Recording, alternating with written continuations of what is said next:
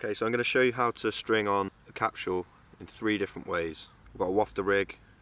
I'm going to take some hook baits that match my wafter. I'm just going to use this as a stringer. So I'm going to fill it with 4 15mm boilies. You can pierce it on the ends. You can simply take that and hook your hook through the pierce points. You've then got your hook bait and your stringer right next to each other. And with that, the one problem you do have is that hook bait is prone to tangling around the hook. So what I like to do is to just take a piece of foam, and you can stick it on however you like to.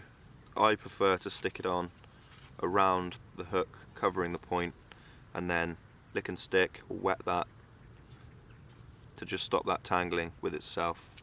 You can also instantly change that from on the end of the hook to actually being a stringer method. So if you're going to really cast it a long distance, take yourself a stringer needle, pass that through one of the purpose-built holes, and then slide it down the side, try not to pierce the boilies, and again through the other pierce point in the bottom of the capsule. It's quite easy to line up,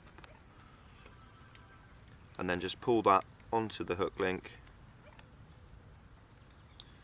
Because these are 15mm boilies, I quite like to stick the hook point quite close to the side of the capsule and just pull it in like that, and it just keeps the hook free from any debris, keeps the hook presented nicely, keep your point clean, and also the hook bait won't tangle. And you can pierce the points on the ends to allow it to settle faster or slower.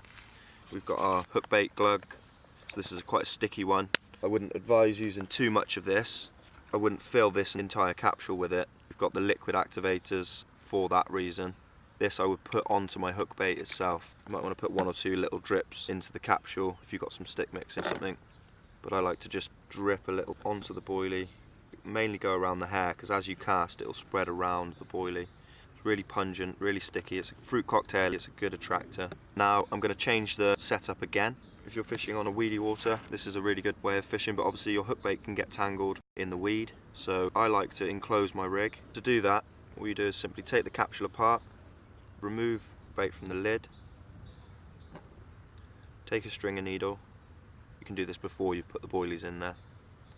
Take the loop of the rig, pull that onto the edge, and replace the bait that you've just removed with the hook bait. You can change the amount of freebies that you've got. You could also fill that again with a liquid.